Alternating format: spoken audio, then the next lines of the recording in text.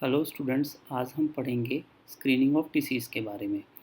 ये वाइवा के point of view से और शॉर्ट नोट्स के पॉइंट ऑफ व्यू से भी बहुत ज़्यादा इम्पॉर्टेंट है। हेलो। सो स्क्रीनिंग का कॉन्सेप्ट पढ़ने से पहले हम लोग हमेशा पढ़ते हैं iceberg phenomenon of the disease. Iceberg कैसा होता है? थोड़ा सा पोर्शन पानी के अंदर होता है और बहुत सारा पोर्शन जो है पानी के नीचे होता है। सो कभी भी क्लिनिशियन को ना एकदम टिप ऑफ द आइसबर्ग ही दिखाई देता है। ये टिप ऑफ द आइसबर्ग ही दिखाई देता है ना। और अनडायग्नोस्ड केस, सब क्लिनिकल केस, ये सब कभी भी दिखाई नहीं देता है। या लेटेंट या risk factors non communicable diseases के लिए ये कभी दिखाई नहीं देता है। तो हम स्क्रीनिंग के थ्रू ये अनडायग्नोज, सब क्लिनिकल, लेटेंट या रिस्क फैक्टर्स, इन सब चीज़ों को पता कर लेते हैं। तो यहीं पे स्क्रीनिंग का रोल आता है।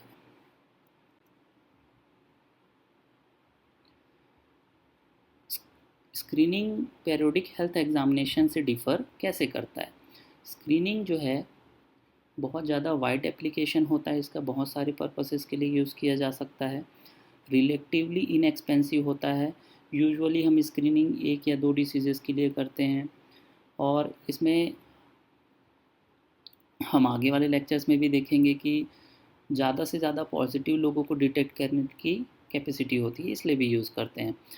It requires little physician time. कभी भी स्क्रीनिंग टेस्ट करने के लिए फिजिशियन की ज़रूरत नहीं पड़ती है। हमेशा उस टेस्ट को जो हम एडमिनिस्टर करते हैं वो कोई लैब टेक्नीशियन भी कर सकता है और उसको इंटरप्रिटेशन फिजिशियन का काम हो जाता है।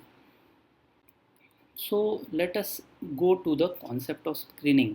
कॉन्सेप्ट ऑफ स्क्रीनिंग के बारे में पढ़ते हैं, है ना। तो जब भी हम स्क्रीनिंग के बारे में बात करते हैं तो ये अनरिकॉग्नाइज डिसीज़ या डिफेक्ट को रिकॉग्नाइज करने के लिए होता है। हम कैसे रिकॉग्नाइज करते हैं? हम अलग अलग टेस्ट अप्लाई करते हैं, एग्जामिनेशन करते हैं या अलग अलग प्रोसीजर्स करते हैं। हाँ, एक बात का ध्यान रखते हैं इसमें कि हम ये अपेरेंटली हेल्दी लोगों में यूज़ करते हैं, हेल्दी इंडिविजुअल्स में यूज़ करते हैं। ठीक है। तो ये अनरिकॉग्नाइज डिसीज़ या डिफेक्ट को करने के लिए होता है, डिटेक्ट करने के लिए होता है। टेस्ट, एग्जामिनेशन या प्रोसीजर यूज़ करते हैं और अपेरेंटली हेल्दी इंडिविजुअल्स में किया जाता है। सो आप जब भी वाइवा में जाएंगे तो आपको डिफरेंस पूछा जाएगा डायग्नोस्टिक टेस्ट या स्क्रीनिंग टेस्ट के बारे में। जब स्क्रीनिंग टेस्ट है ये हेल्दी लोगों में किया जाता है और डायग्नोस्टिक टेस्ट है ये फिजिशियन कब लिखता है? किसी एक पेशेंट को जब वो बीमार या कोई साइन एंड सिम्टम्स होते हैं। तो स्क्रीनिंग टेस्ट यूजुअली एक ग्रुप ऑफ पीपल को होता है, जैसे हाई रिस्क लोग हैं उन पे होता है। ये एक सिंगल पेशेंट पे होता है। रिजल्ट आर्बिट्रेरी या फाइनल होता है। आर्बिट्रेरी मतलब ये कंफर्मेशन नहीं है। स्क्रीनिंग टेस्ट में पॉजिटिव आ गया तो आ गया, ये फाइनल रिजल्ट होता है। डायग्नोसिस टेस्ट होता है, ये कभी भी फाइनल नहीं होता। अलग अलग टेस्ट के रिजल्ट्स को देखते हुए हमारी जो चीज़ें हैं वो डायग्नोसिस जो है चेंज होते जाता है based on the one cut off criteria. कभी भी हम स्क्रीनिंग के लिए हम ये लिखते हैं कि इतने से ज़्यादा कोई वैल्यू आई तो वो पॉजिटिव या नेगेटिव। ये based on the number of science and symptoms. For example diabetes का है, लेबोरेटरी फाइंडिंग्स है, ये सब चीज़ें, है ना। ये लेस एक्यूरेट होता है, ये मोर एक्यूरेट होता है। ये diagnostic test, screening test less expensive, more expensive, not the basis of treatment. Screening test diagnostic test है, उसके बेसिस पे हम ट्रीटमेंट स्टार्ट कर देते हैं। The initiative comes from investigator और एजेंसी, एक और डिफरेंस है। और ये जो इसका स्टार्ट होता है डायग्नोस्टिक टेस्ट का, यूजुअली हम लोग एक पेशेंट के रिक्वेस्ट पे स्टार्ट करते हैं। इसमें कॉन्सेप्ट ऑफ लीड टाइम आता है। कॉन्सेप्ट ऑफ लीड टाइम क्या होता है? एक डिसीज़ का प्रोग्रेशन कैसे होता है, पहले हमको ये इस डायग्राम से समझना पड़ेगा कि पहले डिसीज़ जो है किसी के अंदर एक स्टार्ट होता है, ठीक है। फिर उसका फर्स्ट पॉसिबल टाइम और पॉइंट ऑफ डिटेक्शन, यहाँ पे हम फर्स्ट टाइम उसको डिटेक्ट कर सकते हैं किसी भी तरीके के स्क्रीनिंग टेस्ट से। ये final critical point of detection है। अभी भी साइंस एंड सिम्टम्स आए नहीं हैं। जैसे ही अब साइंस सिम्टम्स आने लगते हैं फिर वो थोड़ा सा लेट होके यूजुअल टाइम ऑफ डायग्नोसिस पे अपना डिटेक्ट होता है। तो यूजुअली आउटकम अलग अलग तरीके से हो सकता है, पॉइंट ए या पॉइंट बी। देखिए, कभी भी स्क्रीनिंग टेस्ट जो है ना, हम फर्स्ट पॉइंट ऑफ डिटेक्शन से स्टार्ट कर सकते हैं और क्रिटिकल टाइम ऑफ डायग्नोसिस पे हम लोग इसको वो स्क्रीन कर सकते हैं। अभी साइंस एंड सिम्टम्स नहीं आए हैं। तो लीड टाइम क्या होता है कि जब भी हम usual time of diagnosis, normal क्या होता है, हम स्क्रीनिंग लगा रहे हैं तो यूजुअल टाइम ऑफ डायग्नोसिस पे डायग्नोसिस हो रहा है।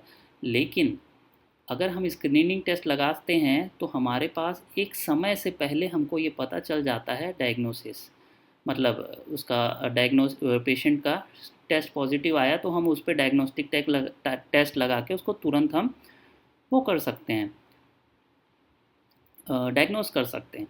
तो हमको समय से पहले पता चल जाने से फ़ायदा ये होता है कि कोई किसी का ज़्यादा डिसेबिलिटी या परमानेंट डेथ की तरफ कोई अगर पेशेंट जा रहा है तो हम उसको एक बेटर आउटकम में कन्वर्ट कर सकते हैं। So what are the uses of screening? Screening can be use for case detection, या ऐसी टाइप की स्क्रीनिंग को हम प्रिस्क्रिप्टिव स्क्रीनिंग बोलते हैं। फॉर एग्ज़ाम्पल, ये फिनाइलकीटोन्यूरिया डिटेक्ट करने के लिए, न्यूनेटल कंडीशंस के लिए, ब्रेस्ट कैंसर्स के लिए यूज़ किया जा सकता है ना। तो ये एक किसी इंडिविजुअल पेशेंट के बेनिफिट के लिए किया जाता है, ठीक है।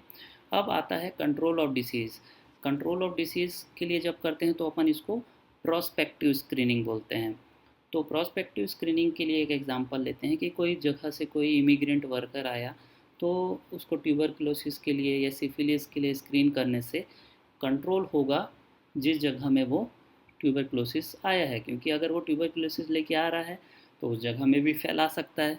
तो सिमिलरली जो है रिसर्च पर्पसेस और एजुकेशनल अपॉर्चुनिटीज़ के लिए भी यूज़ किया जा सकता है। तो कभी भी आपसे पूछा जाए कि यूजेस ऑफ स्क्रीनिंग क्या है, तो एजुकेशनल पर्पस, रिसर्च पर्पस और कंट्रोल ऑफ डिसीज़ और केस डिटेक्शन के लिए किया जाता है, आपको ये बताना है।